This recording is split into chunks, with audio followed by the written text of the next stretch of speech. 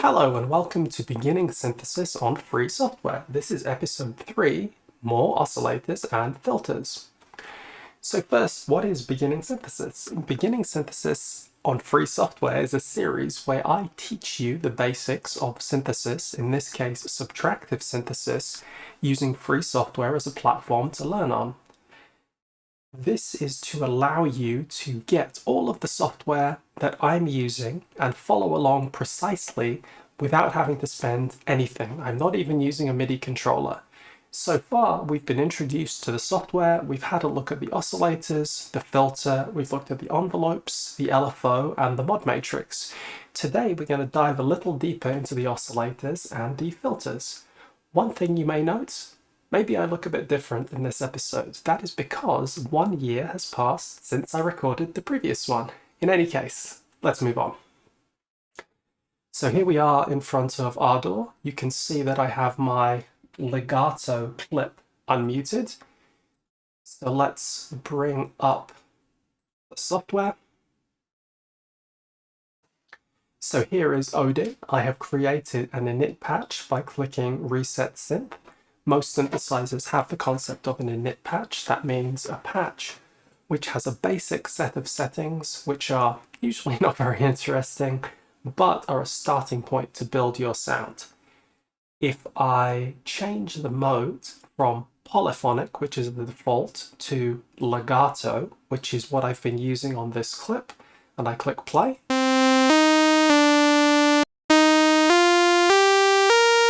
you can hear a very bright, buzzy, maybe not that interesting sound, but this is what we have to start with. What I would like to introduce first is the possibility of using a second oscillator. So this is our first oscillator. The type is analog oscillator. So I'm going to click the drop down. I'm going to select another analog oscillator, which is the oscillator type we'll be using. It's very common for physical synthesizers to have more than one oscillator. For a monophonic synthesizer, that is to say one with a single voice, i.e. capable of playing only one key at a time, you will have 2 or 3 oscillators. If we have 2 oscillators playing in unison, typically all that's going to happen is the sound is going to become louder unless they are detuned. So first, let's play. And let's experiment with the fine tuning parameter to hear how that sounds. So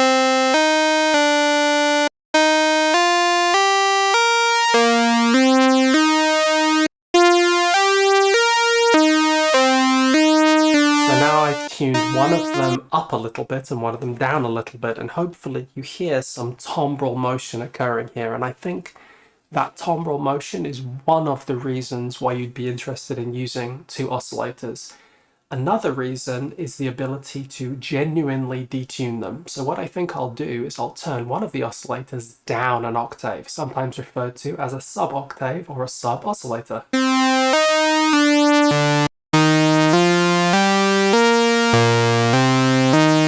So hopefully you can hear now that there is a second tone playing below the first one.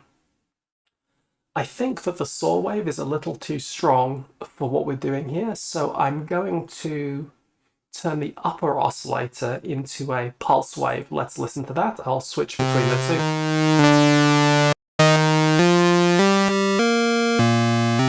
So I've actually turned them both into pulse waves. What I think I'll do now is turn down the volume of the sub-oscillator. And now by ear, I'm going to turn it back up to get a timbre I'm happy with.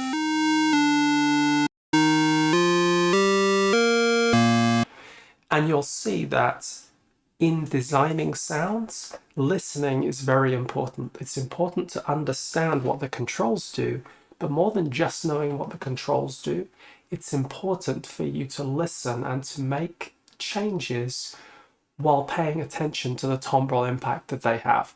Next thing I'm going to do is adjust the pulse width of these 2 oscillators. Again, this is by ear, so let's go.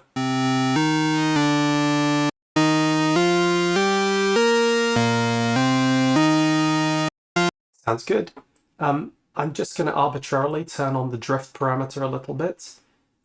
The drift parameter again is something that needs adjustment, but drift is not something that happens instantaneously. It's something that happens slowly over time. So we may tweak this in future, but this means that the oscillators are going to be drifting slightly out of pitch over time. This is sometimes considered a beneficial characteristic of analog synthesizers. Next, we've got two oscillators going. Let's now shape the envelope. So we have a core timbre we're happy with. Let's set an envelope shape which makes the overall volume contour of this curve of the sound like we want.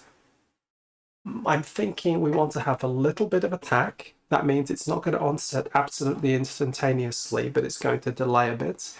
Then we're going to have a relatively long decay. We're going to have some sustain and a modest release. So again, this is something we're going to adjust by ear.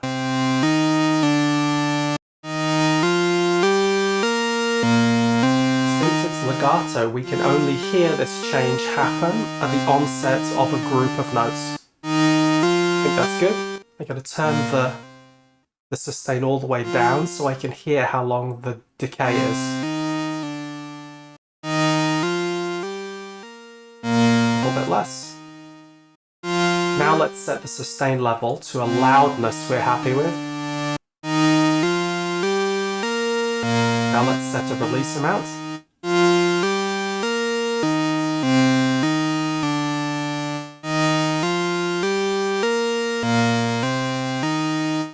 So now we have a shape. So I've listened for the core timbre. I've shaped the sound from a loudness perspective. Now we're going to start shaping the timbre using filters. Let's start with a single filter, but I intend today to introduce the possibility of using a second filter. This adds a lot of flexibility, and it's worth noting that a lot of subtractive synthesizers don't actually have more than one filter. This one actually has three. So let's recap the routing. The three oscillators, of which only two are enabled, are routed to either this filter or this filter using the buttons. So this says that oscillator 1, 2, and 3 are all routed into filter 1. Filter 1 is not passing to the amplifier, but filter 2 is receiving the output of filter 1, which is then going to the amplifier.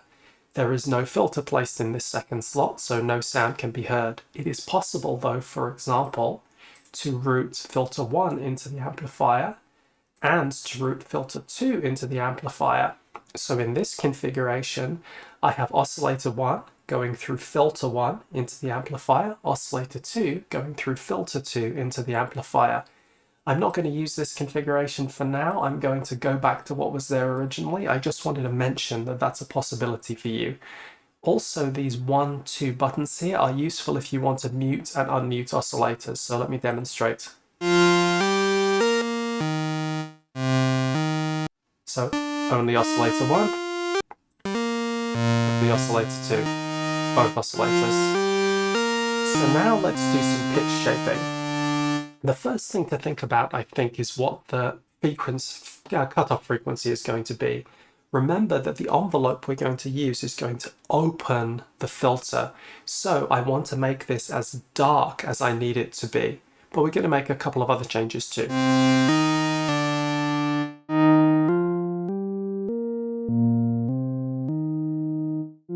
So I think that's soft and that's round.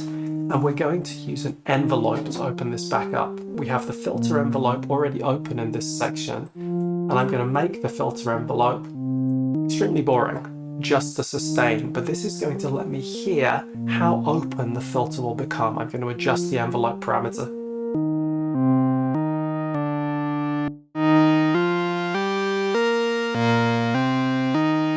So this now represents as open as the filter is ever going to become based on the envelope. We have a few other parameters. One is keyboard tracking. So keyboard tracking allows us to have the filter at a different frequency, or rather a higher frequency for higher pitched notes. This is often very useful. Why? Because when you think of the timbre of a sound, often it sounds the same, only higher pitched in a higher register. If we have the filter cutoff fixed and the notes are played progressively higher below or above that cutoff, we're going to hear the sounds get darker in the upper register, which is not necessarily what we want.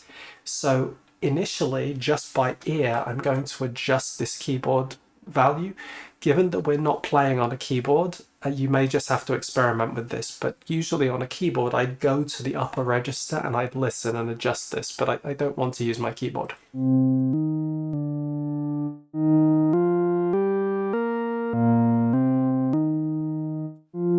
And now the envelope.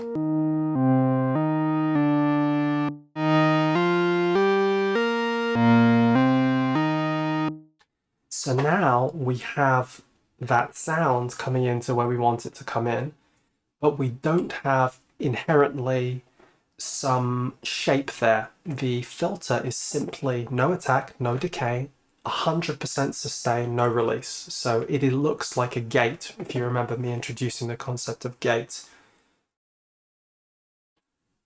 I'm going to do two things before we shape the filter. One is I'd like to introduce some velocity sensitivity. Remember I mentioned that the amplifier has a velocity parameter, and the velocity parameter allows us to control the effects of the amplifier envelope on the amplifier. So when we set velocity very high, then as the velocity varies, we hear a lot of loudness change. So I'm going to turn that up a little bit.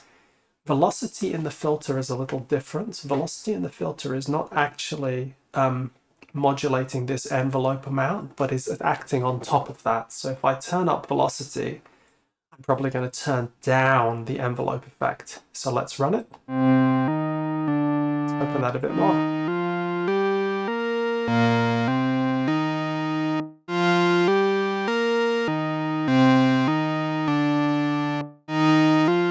That sounded good, so now let's shape the filter envelope a little bit. Let's see what happens when we made some attack.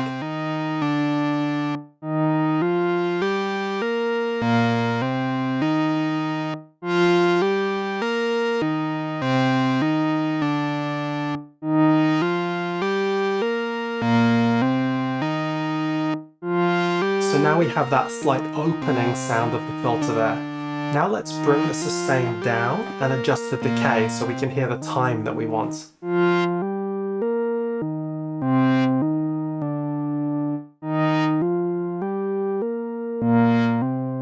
Okay, so now we can hear we've got this little bump in the filter. Now let's adjust the sustain to hear where we want it to stay as the note holds.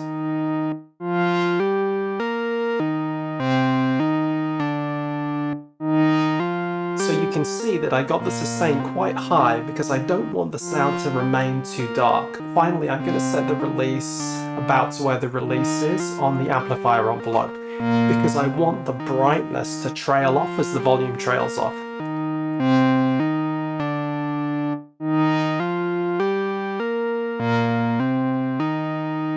So I think we have some interesting animation going on here. The next element that I wanted to introduce, as I've mentioned, is another filter. So this filter is going to be, let's say, a high-pass filter. So a high-pass filter, a low-pass filter allows frequencies below the filter cutoff to pass through. A high-pass filter only allows frequencies above the cutoff to pass through. So if I turn down the high-pass filter, you'll hear the sound has more harmonic content, in particular more low end. What I'm going to do is turn on the keyboard tracking for this.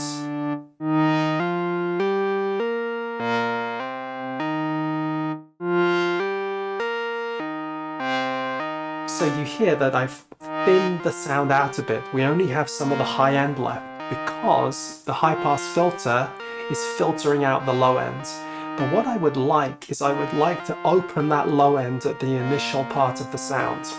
Now I could just use one of the other envelopes here, but we have an additional envelope available to us called the modulation envelope. The modulation envelope is designed to modulate or to adjust another one of the parameters. So what I'm going to do with the modulation envelope is, like I've been doing with the filter envelope, because I'm going to be adjusting the filter, I'm going to make it into a gate shape. And now I'm going to use the modulation matrix, and I'm going to pick mod envelope, rooted to, filter to, frequency, and I'm going to apply it negatively. So you can hear the low end has come back, and I'm going to adjust it. So let's say that's as much of the low end as we want in the sound. Now we can adjust the shape.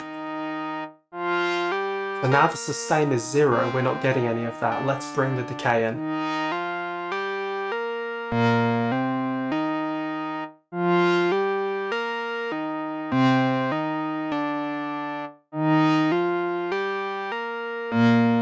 So now what's happening is we've got the low pass filter, which is animated in its way, and we have a high pass filter, which is animated in its way. So between the two, we have a space of sound passing its way through.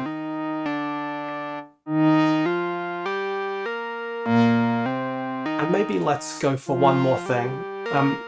We have the LFOs, which I already demonstrated to you. I haven't necessarily talked about them in great detail, but the LFOs have a number of wave shapes, they have a number of parameters. What I'm going to use them for is to animate the pulse width as I've done in the past. So this one is going to be LFO1, this one is going to be LFO2.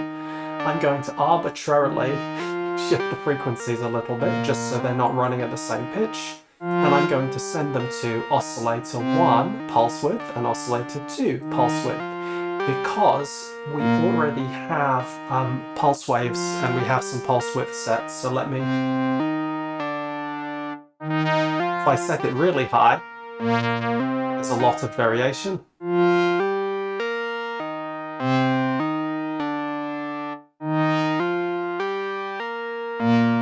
So I think that just about brings us to what I wanted to demonstrate today. As I said, not all synthesizers have two filters like this. In this case, I actually have the second filter tracking the pitch to some extent.